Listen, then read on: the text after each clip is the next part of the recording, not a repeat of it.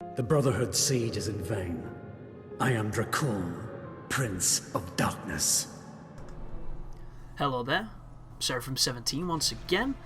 This is my Castlevania Lords of Shadow 2, Prince of Darkness difficulty walkthrough. We're still headed towards the Science District. We're in fact in the Sciences District because we're looking for an antidote. And we've made our way into this, it's kind of like an asylum, kind of like a psychiatric house of some sorts. And there's more of the mutated citizens, which I do believe in this game the enemy designs is significantly worse than the first one.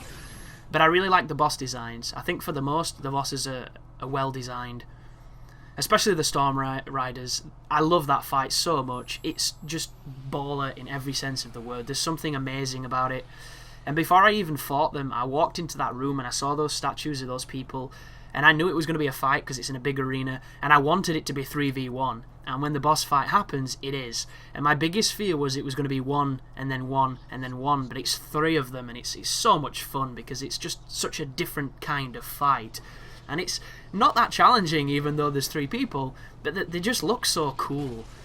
And it's pretty much a statement for this entire game, because it's topsy-turvy in its quality. There's some parts of it that look amazing and really imaginative and creative, and there's other parts that just look mundane and trite and generic, and unfortunately, I think the monster design on these basic enemies is horrendous. It's just deflated, manky-looking pig people with, like, pussy saws on the bellies. And then they made the cardinal sin of giving them guns, which I want to hear it, folks. If you like guns in games when it's a third-person action, like hack-and-slash type title, please tell me, because I just don't see a point in them. I understand one person with a gun, and I understand him having a delay and a heavily signposted attack with it, but not a handful of people that can stun-lock you infinitely with submachine guns. That is just dumb. And if you could block it, I would have no problem with it, because I'd understand it, it'd make sense, it'd be quite simple. But you can't. And it's a flinch move, so you can't even recover half the time. But I suppose it's a testament to some of the design choices. For instance, this game features a knockback mechanic, where Gabriel can get knocked on his back, and if you press A at the right time, you can recover quite quickly. But if you're not used to doing it, which a lot of people aren't going to be when they play this game, you're going to get hit on the ground because you forgot to do the knockback. And I'm terrible at remembering to do it. I'm absolutely dreadful, because most of these games, when you get knocked down, you just have to accept it. But in this game, they've given you this option to recover, and yet I never do it. So it's one of those strange things. But I would rather just take the damage than have to press a button to recover. And I think it stems from the fact that I would prefer not to get hit, even though I'm going to give you a very compelling argument to the counter of that. But here's a quick puzzle involving the void projections. A lot of the challenge speculations involve the void, which I don't understand. A lot of them are like, do not heal with the void sword, yet they still let you use the tears of the sun so you can just drink a full heal. It doesn't make any sense. You can still bite the enemies and get life that way, so one of the challenges for not healing during the fight is completely redundant, because there's two other heals that are actually better in some degrees than the sword, which I don't understand. And every single challenge has the same stipulation on the fourth requirement, which is do all of the challenges in one attempt. And I think it's a mistake, personally, because it steals the fun from the individual challenges. But here's a little bit more platforming. One thing this game does fantastically, which you might not have noticed because it's very quiet on this recording, is the music. The music on this game is so somber and subtle, and then when it needs to be, it ascends into, it really builds and it rises into a crescendo, and it's really bombastic and fitting. And it's composed by the same guy who did the first game, and that dude just really knows how to get, the emotions going with this series. In fact, I think the music's probably the highest standard in the game. It's got really good sound design, it's got really good music, it's occasionally very beautiful, and these guys hurt. I don't know if you noticed that, but these guys hurt. But it's another thing that I would like to adjust, because in the first game you couldn't control the camera, and you just kind of got on with things. In this game you can control the camera, but what happens is you get into these situations with the enemies that teleport where they'll go off screen, and it's quite difficult to chase them because you can't change the sensitivity of the camera to anything remotely high. So Gabriel turns the camera ridiculously slowly, and there's nothing you can do about it. And in the menus there's an option to have a combat adjusted camera, which essentially pivots it to show you where enemies are, which can be really useful at times, and then at other times it can get you killed because you're trying to do platforming or you're trying to run past an enemy and the camera will pivot.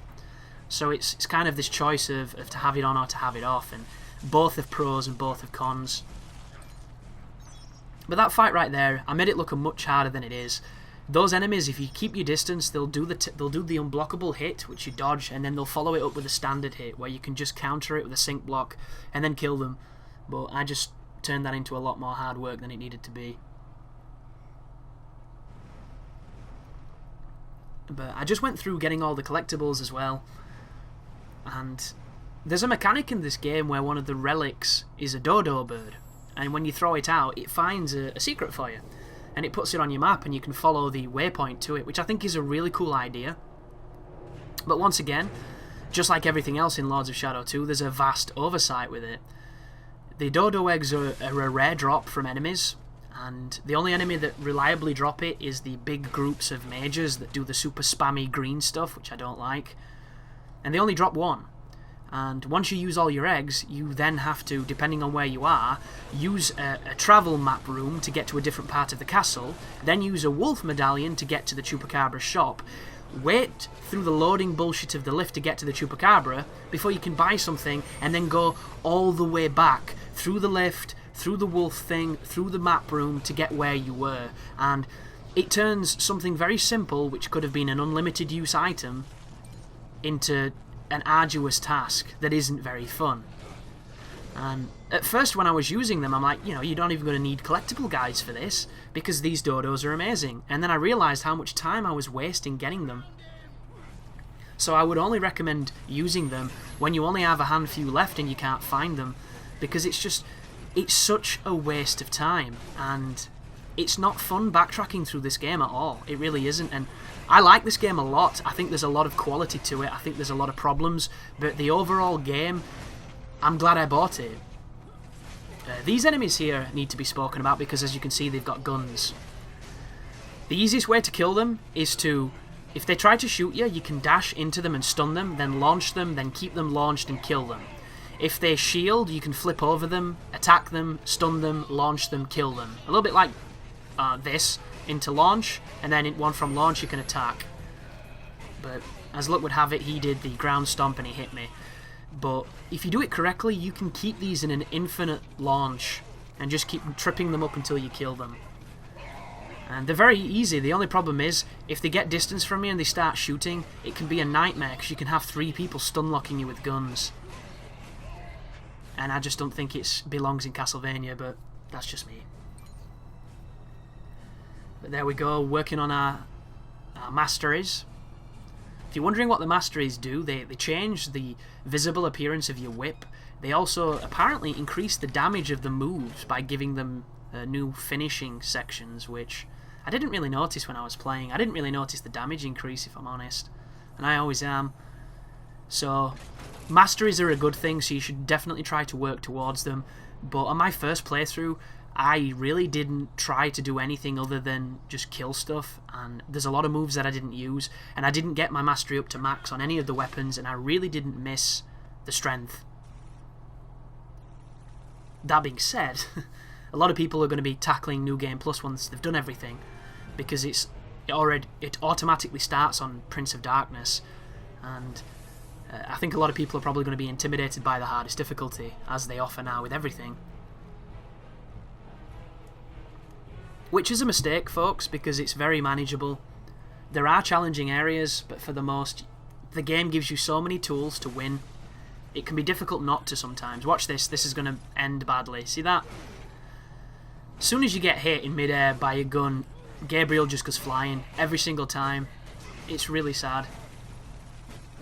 So, a couple of tips to keep the endless launch. On the guillotine, if you hold the X button or the square button, depending on your console preference, what will happen is he'll keep the whip embedded in the ground, and if you're holding it, you can either do a following up hit with X or square, or you can hit A or X, which is really confusing now. And if done correctly, you will launch afterwards, and immediately you can go back into a counter, or back into a series of hits. And it's really good against anything with a gun, because if the shotgun guys start trying to shoot you, launch them. You can't seem to break their animation unless you launch. You just hit them and they take it and then they shoot you. But if you launch them, it launches them 100% of the time on this difficulty. Another enemy that's really susceptible to the launch is the Harpies. Harpies work quite well, and the Satan monk guys, the dudes who spam the green shit that the game thinks.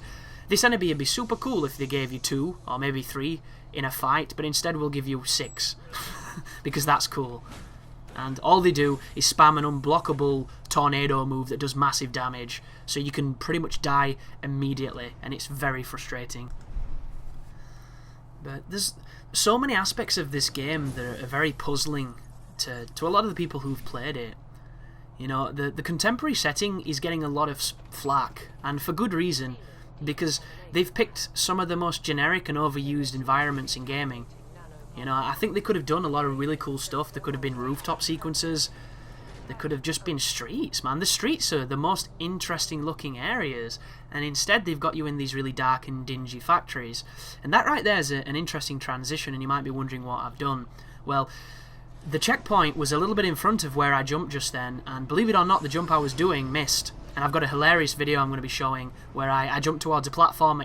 It looks like he should grab the ledge or step onto it, and he just doesn't, and I die. And it sums up the platforming on this game 100%, and I really just don't think it's as good as it needs to be, and I think there's far too much of it. But that being said, I was doing some searching for Castlevania, and I noticed that a lot of people were praising the PlayStation 2 games. I think that one of them is Lament of Innocence, which is the one I played, and then there's another one called Curse of Darkness, which I didn't play. And people were saying that like Lament of Innocence was amazing, and it was, you know, like a 3D Symphony of the Night, which... The only thing I remember about that game is endlessly boring, identical castle rooms filled with tons of throwaway enemies where you just kind of wailed on them for ages, and it just kept on recycling itself. And I hated it. I traded it in. I hated it so much. I didn't even beat it because I just got so bored. It was like Dynasty Warriors with a map. Well, Dynasty Warriors has a map. Dynasty Warriors in claustrophobic tunnels. That's probably better. Or it was just gauntlets. Gauntlets of enemies all the time. And it might really work on the 2D games because they are fun, but it doesn't work in 3D unless you're running past enemies. And at the time, you know, my mentality towards gaming was if there's an enemy there, it's designed to be fought, and that's what I did.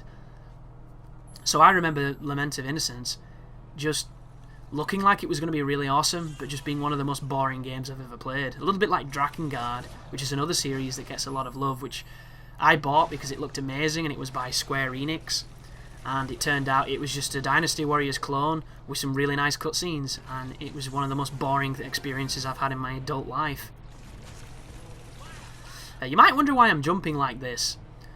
It's to avoid the jizz that they're firing at me, because it's ridiculously accurate. It does 20 points of damage, and it will stagger you every time it hits you. And if you're unlucky and the AI decides to be an asshole, and they do this a lot, when they're at a specific distance, they'll just keep knocking you down. They'll just constantly knock you down.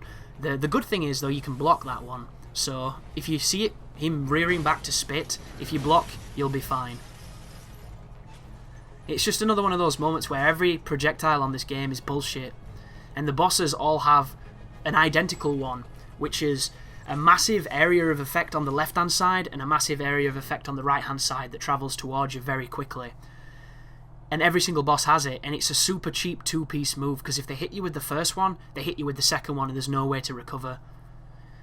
Unless, perhaps, you use the technique that I'm going to be sharing, which I keep teasing, which hopefully is going to prove to be useful for people, because I think it's amazing. It breaks the game. But thank you for watching, and you take care now.